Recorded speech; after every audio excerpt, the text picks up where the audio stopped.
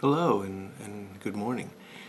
It is December 5th, Saturday. Beautiful morning, cold. We've got frost on the cars and the rooftops and a bit on the grass for the first time, at least the first time that I've noticed this year. Looks like winter is going to happen this year, unfortunately, so we'll do our best to deal with it. This morning I just wanted to take a few minutes to say hi and catch up on some tobacco news. My quest for a Christmas blend. I am enjoying a pipe this morning. This is a Hercules. Let's see if I can get the logo in focus there for you. Hercules was a sub-brand of Savinelli, and they're very nice pipes. This one, there's a story behind this one that I'll tell at some point, but I don't want to take up too much time now. But you can see it's a nice big bowl pipe. I like big bowls on pipes. I don't like to have to have a short smoke unless there's a need for it. So I always do have some smaller bowls for if I'm driving or just want to catch a quick smoke. But when I'm sitting back to relax, I prefer something this size because I can pack it and keep it going for about an hour. So in the pipe today, I'm smoking what is a strong contender for my Christmas blend this year. And this is something that I've been trying to do for a number of years now. And I've got this possibly crazy habit of associating different tobaccos with different times of year. And I think everyone to some extent does this. I mean, people don't typically smoke heavy vapors or a lot of Kia blends in the heat of summer. So those are times when you typically go with more of a natural Virginia or Burley, whereas those blends tend to come out as the weather changes in the fall and as we get into deep winter. I have sort of taken that to a bit of an extreme because, and it started a couple of years back when on Halloween I decided, well, what a perfect blend for Halloween, Haunted Bookshop. I love Haunted Bookshop. I smoke it all year, but I opened up some that year in October in preparation for Halloween. And since then I've been sort of slowly over time associating different blends with different months. So Three Nuns tends to be my November Thanksgiving blend. Really love Three Nuns, and it just fits in well with that season in my mind. What I've struggled with is finding one for December, one for the Christmas season. And the reason I've struggled is that I want a blend that tastes like Christmas. And frankly, I have no idea what Christmas tastes like, but I have, these concepts of, gingerbread and Christmas trees and, cookies and nuts and dried fruit and all these things that you tend to associate with the holiday season over time. And, the problem is you could probably get all of that in a blend if you like aromatics, but I don't like aromatics. It's not that I'm opposed to them. I mentioned this in one of the other videos. I taste the vehicle that the aromatic is mixed in. So there's an oil type taste to the aromatics that I taste more prominently. Sorry about the pause there. I'm recording this in my basement shop, and it's a cold day, and the furnace is kicking off and on, and you won't be able to hear me, so I have to pause when that happens. Anyway, not a big fan of aromatics, not because I think they're lower quality or anything like that, but just because they don't do it for me. The artificial flavorings are things that I just don't taste the way I think most people do. So I've been searching for something to kind of fill this niche. And I was watching a video last week or the week before on Matches H60's channel. If you don't watch John's videos, you should, although I think everybody probably watches John's videos. I'll link to this video in the description so you can watch it if you want. And he was describing a similar search, and it was interesting because some of the tobaccos that I had tried, like Cornell & Deal's Christmas blend, he had also tried, and these things always just wind up disappointing me. He didn't say that, but they always wound up disappointing me. And as he was talking about the blends that he was considering for Christmas this year, he mentioned plum cake. And a light bulb went off for me because I've had plum cake in the past and I enjoy it. I think he was talking about McBaron's plum cake, which is what I'm currently talking about as well. And it's, these are navy blends. They've got a rum casing to them. So it's a natural rum casing. It doesn't have any of that chemical flavor, and it's a reasonable flavor for the holiday seasons. Reminds me of rum cake and eggnog and all that sort of thing. So I thought, well, great, and I let him know in a comment that I was going to have to now go out and get some more plum cake. Again, I think he was referring to the McBaron.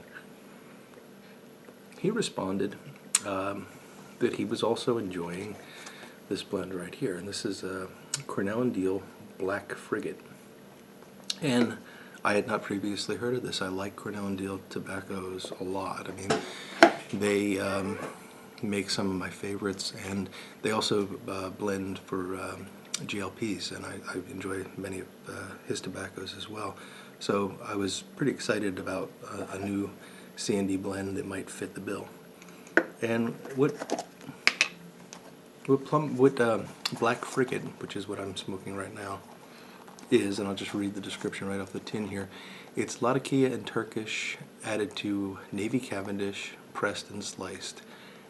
A Royal Navy blend not for the faint of heart. And this is a really interesting tobacco. It's a crumble cake, and I'll pull that out and show you.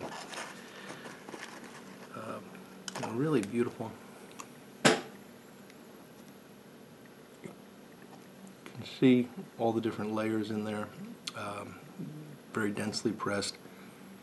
It smells a bit of Latakia, and actually a lot of Latakia, and then there is this sort of plummy, winey rum scent to it, and it is really quite nice. I'm trying to think of how to best describe this. So how to best describe this? It's a good English blend. It reminds me. I mean, it's in the category of something like Penzance or Maltese Falcon. It's that sort of a stout English blend. Although the Cavendish is definitely tamping that down a lot, so it's not an overpowering Latakia. And the rum is there. I mean, you definitely can taste it, and it adds a really nice note to it. But it's not a heavy, goopy aromatic. It's not anything overpowering. It's sort of there if you want it, but and there's a bit of like a toasty flavor to it that I'm really enjoying. Sort of a nuttiness coming through. It's really very nice, and I'm quite pleased with it. This is probably my fourth bowl. The crumble cake is a bit of a pain because you have to. Here it is. The crumble cake is a bit of a pain because you have to go and cut it, but it's a neat part of the overall process. Something else to do. So I recommend this, and this is one of the contenders this year. This may actually be the item, although it's a little disappointing in terms of what I'm looking for, because the rum is there, but I'm just hoping for something that's a little bit more unique. So, as I mentioned, John originally said plum cake, and again, I think he was talking about McBaron plum cake, which is a nice tobacco. I've had several tins of it. I do enjoy it. It's not an everyday smoke for me. It's in a lot of ways similar to Black Frigate, although the Latakia components are, I don't actually remember if it I think it has Latakia. It's not anywhere near as prominent. In fact, it's almost not noticeable. It is much more noticeable that it has rum in it, and it's a good tobacco. But I've also had this guy here, although not as often, and this is Germain's plum cake, and this is a different animal altogether. So I'm looking forward to giving this a spin again and seeing if it fits the bill. That will be a topic of a future video. And lastly, because I just never learn, I went with an actual aromatic, which is the relatively new GLP's Virginia Cream. This has gotten a lot of good press. I like GLP's blends a lot, and I trust him. I trust Cornell and Deal as blenders. The only aromatic that I can smoke with any regularity is their Autumn Evening, which is really nice maple flavored tobacco. So, and by any regularity, I mean maybe one bowl a month. So I'm looking forward to trying this. I don't have high hopes just because of my past experience with aromatic blends, but we'll see how this goes as well. And I'll update you on those in coming weeks as I add each one to the rotation and see where it goes. But right now, Black Frigate is coming in at number 1. So, what about you? Do you have any tobaccos that you consider seasonal? Do you even think about that, or are you the sort of guy that just sort of smokes the same thing all year round? Love to hear about that, love to get your thoughts on it, so please feel free to comment on the video and let me know how you approach the holiday season in terms of your pipe smoking habits. In other news on the channel, I've completed another series of videos on restoring an LJ Peretti pipe. It's a little billiard that I mentioned in a previous video. And I'm going to start posting those. I'm editing them and rendering and all that good stuff. But the pipe turned out nicely. I think you'll enjoy the series, and I'll start posting those next week. I'm going to try to be putting out one video on a Tuesday or Wednesday time frame each week, which will be either a pipe maintenance or restoration video. And then I'm going to try to keep up with these weekend chats just because it's nice to actually get a chance to talk to you about things other than pipes and let you see something other than my hands. So, hope you enjoyed this chat, and I wish you a great weekend, and enjoy yourself some good tobacco. If it's a holiday blend, let me know about it. And otherwise, take care of yourself, and I look forward to seeing you again soon. Goodbye now.